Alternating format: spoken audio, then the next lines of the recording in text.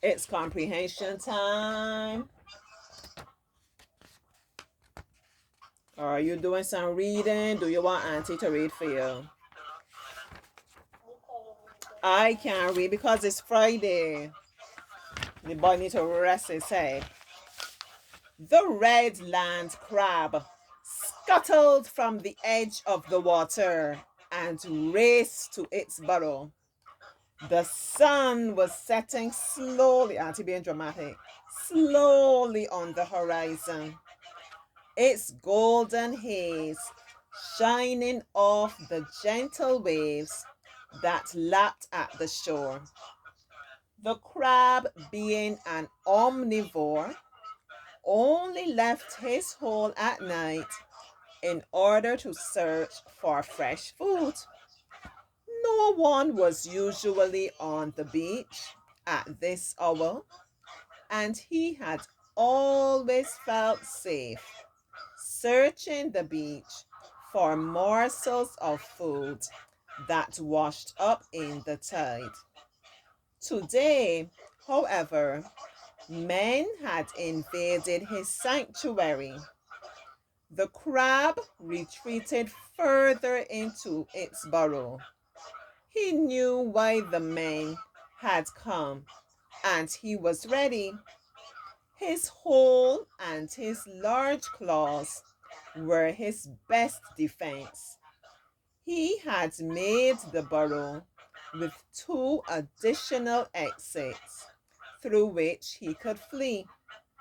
One came up just below an almond tree along the beach, and the other ended near a small pond.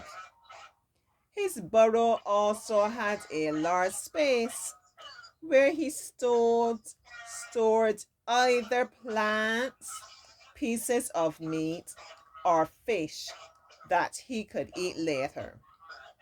He planned to fight for his life if he had to, but he would rather escape than fight. Auntie too. Auntie and a fighter. I'm a fighter in a certain way, but I ain't this kind of fighter. My skin's soft.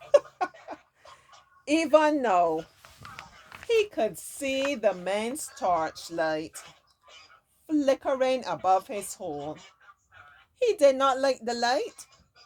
When it shone into his eyes, he would freeze. He huddled down and waited for the terrible ordeal to be over. The poor crab, he doesn't like the light at all. All right, so let's go straight to the questions, Joshua. What other word in paragraph 1 means the same as burrow? So what do? We might not automatically know the meaning of the word burrow. So we go back and read it so we can understand the meaning of the word in the context. What do I mean when I say the context? We consider all the other words that are going on, what is going on, the situation that's going on around it, and then we could kind of understand. All right, let's give it a shot.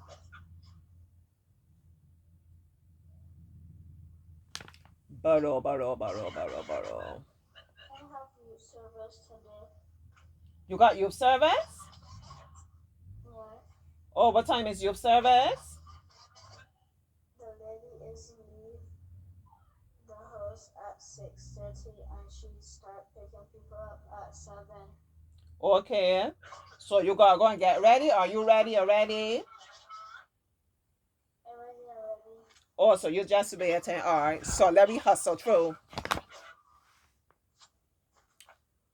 All right. He raced to his burrow. A burrow is probably like someplace down under the earth, like a hole, right? Why had the It's a home for crabs. is a home for crabs? Yeah, good job, Joshua. They eat in the sand and they live in the sand. Yeah. So you know how to find the crabs, Joshua? Yes, they have a small hole.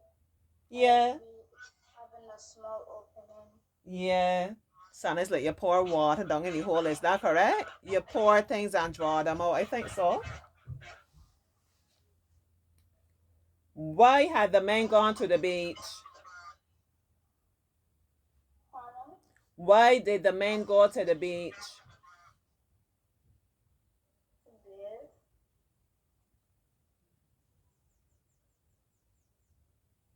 I think the men come looking for crabs. What information shows you that the crab had prepared for this encounter? I can help him because he got his service.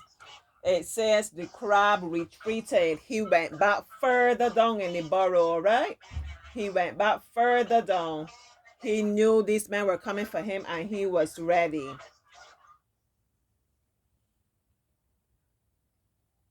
And he made the burrow with two. He's a smart crab. He made the burrow with two additional exits.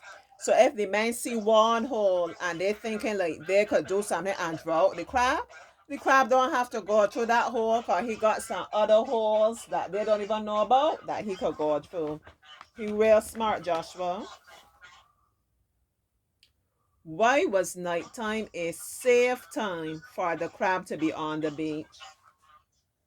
What? Because the humans don't come out at nighttime. They could go for the food and eat at nighttime.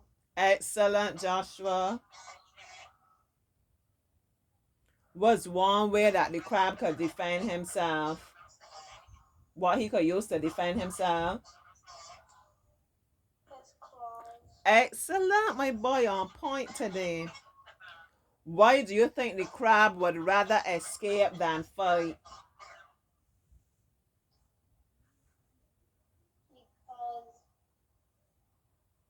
the crab don't like hurt people and is afraid of people sometimes. Yeah, you don't want to hurt anybody. He's afraid. He's just a small crab, so the odds stacked against him. Come on. How much he could really fight. So it's best for him to run away, right? Scuttle away. What does the phrase he would freeze suggest about the crab? They said that when they put the light on him, he would just freeze. So how you think he was feeling that he would just freeze?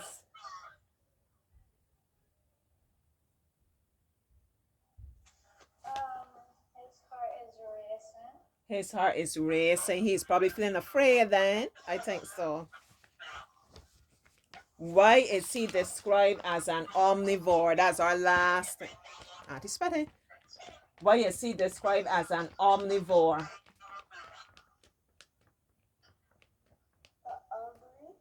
Omnivore.